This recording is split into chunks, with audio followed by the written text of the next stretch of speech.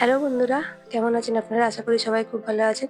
আজকে আমি নিয়ে চলে এসেছি অনেকগুলো অর্ডারের কাজ নিয়ে, যেগুলো দেখাবো। মাত্র দুদিনে আমার এই অর্ডারগুলো এসেছে। প্রায় 14খানার মতো ব্লাউজ আছে, ব্লাউজের পিস, আর 8 থেকে 10খানা তো সালোয়ারের পিস আছে।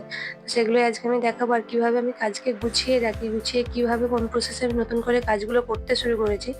কারণ আমি তো ভুলেই যাচ্ছি যে কে কোন অর্ডারটা দিচ্ছে, কোন ডিজাইনটা দিচ্ছে। তো সেটারই আজকে একটা বুদ্ধি বের করেছি, কীভাবে কাজগুলো ঠিকঠাকভাবে সামলে নিতে পারি। ভুল ছাড়া আমার কাজগুলো কিভাবে হবে। তো ভিডিওটা স্কিপ না করে পুরো ভিডিওটা দেখার অনুরোধ রইল। আর ভিডিওটা যদি ভালো লেগে থাকে তবে অবশ্যই চ্যানেলটিকে সাবস্ক্রাইব করে দেবেন। তো চলুন ভিডিওটা শুরু করা যাক। এখানে যে কটা ব্যাগ বা ক্যারি আছে না, প্রত্যেক কটাতেই 4টে-5টা করে ব্লাউজের পিস, চুড়িদারের পিস রাখা আছে। তো যেহেতু এক একজনের সব রকমের, হয়তো সবার তো আর একই ডিজাইনটা করতে পারি না। আর কে কোন ডিজাইনটা দিয়ে যাচ্ছে সত্যি বলতে মাথাতেই আর থাকছে না। আগে কি করতাম, খাতায় লিখে রাখতাম। এখন সমস্যা হচ্ছে খাতায় শুধুমাত্র মাপটা পাওয়া যায়, কিন্তু কোন পিসটাতে কোন ডিজাইনটা দিয়ে গেছে সেটা কিন্তু আমি বুঝতে পারছি না। তো সেই কারণে আমি ভাবলাম যে এটা যদি আমি প্রত্যেকটা পিসেতে তার মাপ, ডিজাইন, তারপর যা যা অ্যাটাচ করতে বলেছে সেগুলো যদি আমি লিখে রেখে সেই পিসের সাথে স্টেপলার করে দিই, তো তাহলে কিন্তু আমার কাজটা অনেকটা সহজ হয়ে যাবে। তো সেই কারণে আমি সেইটাই করতে শুরু করেছি। এইভাবে কে কে কাজ করো অবশ্যই জানাবে। আর আমি নিজেই ভেবে দেখলাম যে এইভাবে কাজ করলে কিন্তু কোনো রকম ভুল ছাড়া আমার কাজগুলো কিন্তু হবে। তো আমি সেই রকম মতোই কাজগুলো শুরু করেছি।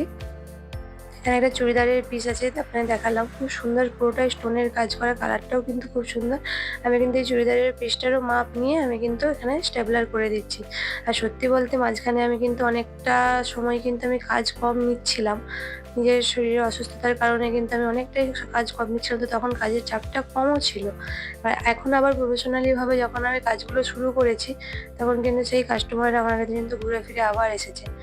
তো এই সময় যখন আমার কাজটা আবার নতুন করে শুরু করেছি, তো কোনো রকম কোনো ভুল আমি করতে চাই না।